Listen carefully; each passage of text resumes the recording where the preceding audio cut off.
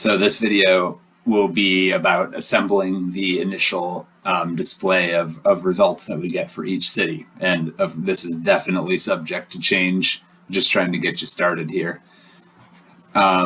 So let's see. Let me show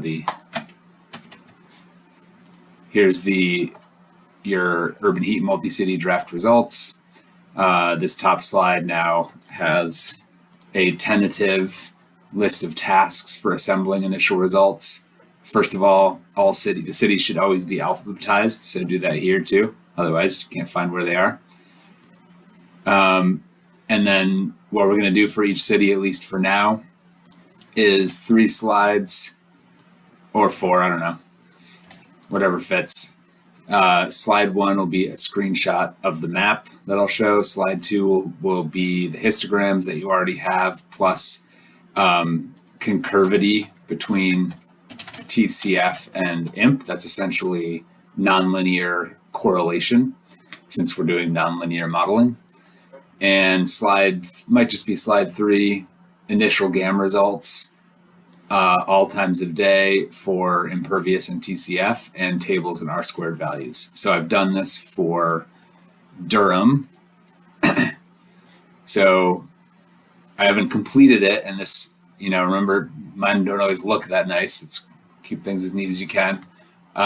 We got our city, we got our just basic AM. This is the AM data only. I did a definition query in ARC just to show what the data look like to whoever collaborator is looking at these slides. So it's just the imagery underneath and the AM data with some sort of blue to red color scheme for the anomaly points. I would also want to add in here some other basic statistics about the data.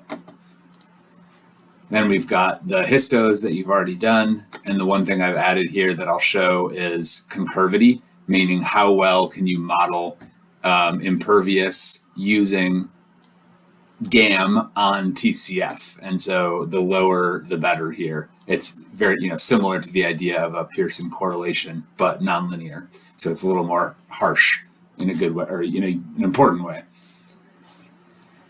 And then finally, the key results here in the same code that was used in the ERL 2021 paper were generating plots for TCF and anomaly and impervious and anomaly. And you refer back to the ERL article for help, for interpretation. But blue is AM. Sometimes I used to call it pre-dawn, so you'll see some PDs around various places. Black and gray is afternoon, and green is evening. So you're seeing the cooling effect here, and this is one of the main things that we'll want to show. Over here is a screenshot of other key results, meaning from the results from running these models 20 times, and we're seeing we have an R-squared model quality for AM, along with some parameters, some stuff about the data, and the same thing for afternoon. And whoops, I'm actually not seeing. I'll need to update the afternoon. I see the smooth terms for afternoon, but I don't see the R-squared. And then PM. So the R-squared for PM, 0.71. The R-squared for afternoon should be a lot worse because of atmospheric turbulence, which it is. So how do we do this stuff? You're going to be in the ANOM temp modeling V2 code, and make sure to have this table of contents showing because it makes your life a lot easier. So we'll load some libraries, and then got my working directory as Durham in this case. And then I've got to also find your final results shapefile after they've been appropriately renamed. Data reduction factor. This is basically, do you want to subset the data or not? When we produce the final results, meaning these plots, these are considered final for now. you will not reduce the data at all. So this value will just stay as 1. If you want to just play around with GAMs, which you can do, you can systematically reduce the data by a factor of 10 or 5 or whatever you want. So I'm going to change this to 5, meaning I'll take 1 out of every 5 points systematically. Let's start with AM. You'll have to frequently change these time periods, and then you don't really change the speeds. So let's load all this. And then the rest of the data prep code you shouldn't have to change at all, I hope, but who knows if that's true across all cities. And we'll run down to 93, where we will see the final number of rows in this data set. So there are 2,420 rows that meet all of the criteria, most particularly the time period of AM and the fact that I'm taking only 1 in 5 points. So always good to run some plots just to see what's going on. So we've got our anomaly and TCF over there. You can look at wind speed, winder, look at a few other things if you want to.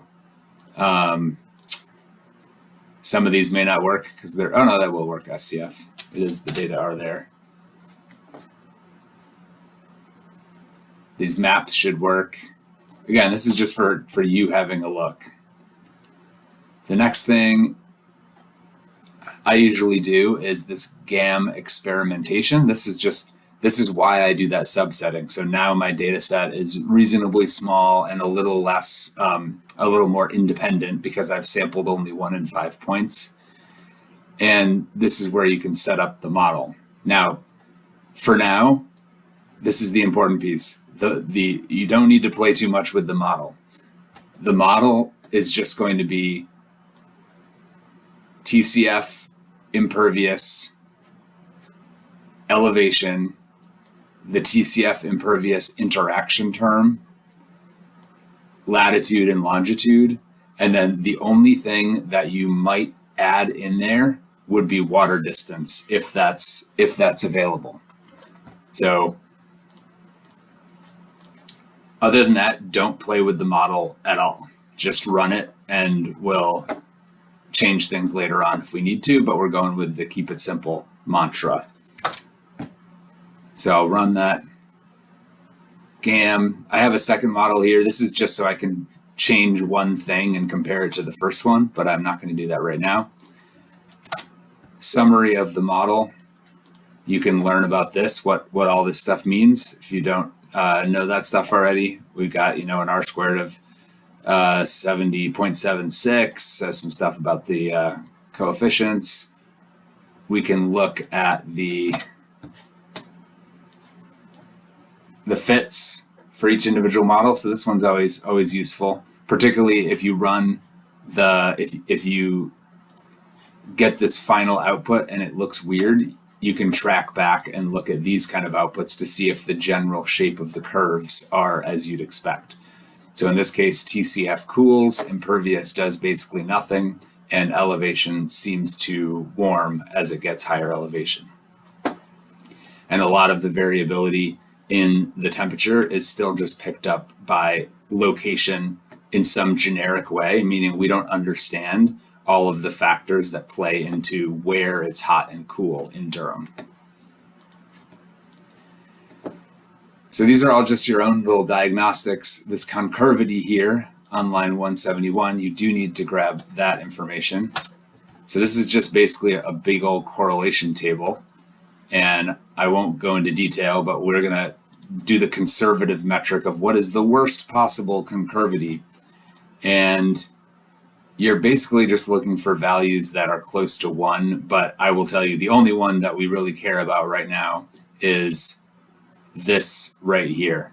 So the meeting of TCF and impervious, and so 3.5 times 10 to the minus 1 is a 0.35 concurvity, which is close to what I got last time, because this is just a random draw of the data, essentially. So close enough, though. So this is that's the piece that you need to report. All right, so that's kind of all you need to do there. That's really just mostly diagnostic, because these models are pretty simple, assuming the data actually work, which who knows, maybe they won't. Then you're going to skip down to the 20 iteration loop. So here, I don't think you need to change anything. This is going to run in parallel. It's going to collect the results from running the GAM model 20 times, each time on 5% of the data. So I'm just going to run from 233 all the way down to 400. And I know the important thing to remember is what subset of the data am I running? And I know that I am running the AM subset of the data. So I'm going to need to do this 3 times. Now, the other thing that you'll probably do, and I just did, was I only ran the data on a 1/5 sample, which is not what I wanted to do. That was just for diagnostic.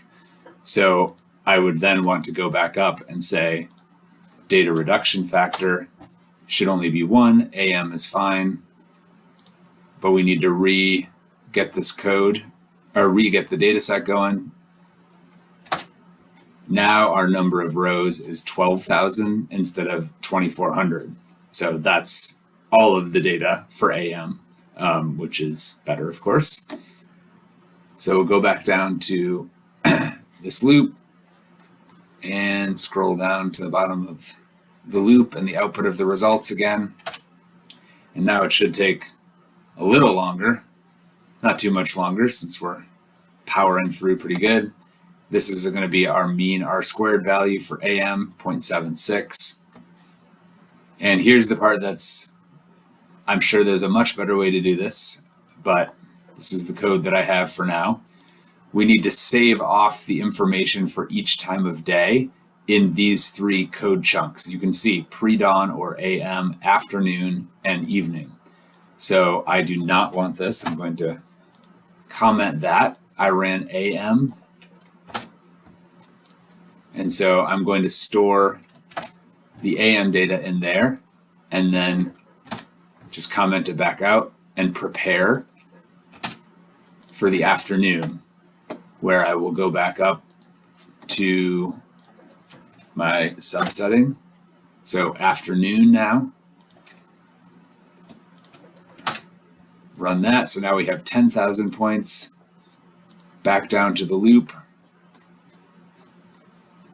I'll just go all the way through afternoon here. So now we're running the afternoon models. Okay, that's done. Now we'll comment that out.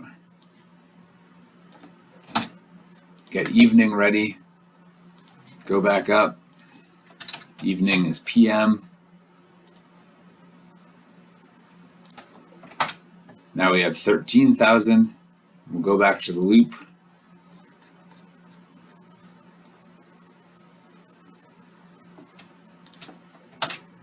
And we'll run PM.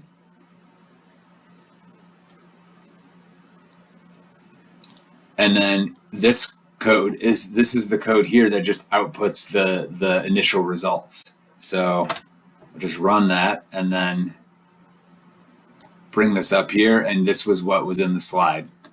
So I will then screen capture that and grab that.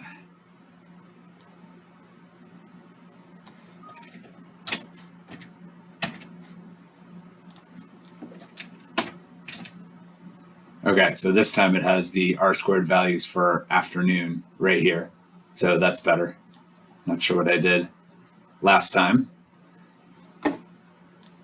And finally, making the figure, you're going to be doing M1, so it's the Model 1 TCF plot at all times of day.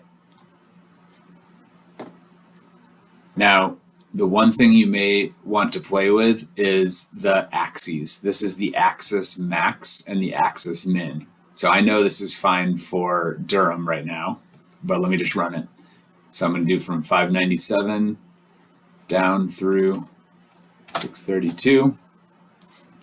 And you can see it pops up my trends and my uncertainty in these relationships. And you can see here's the axis, +1, -2.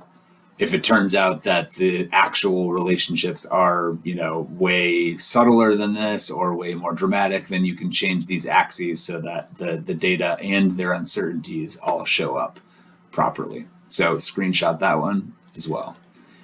So I think that's it. Let's see. Yep, that should be it from now. So maybe a little bit finicky, but not too bad, assuming the data work. Again, the only thing you would add into the model would be water distance, I think, for now. And then we can worry about making more changes later. But even if you can't get that to work and don't want to add water distance initially, that's okay too.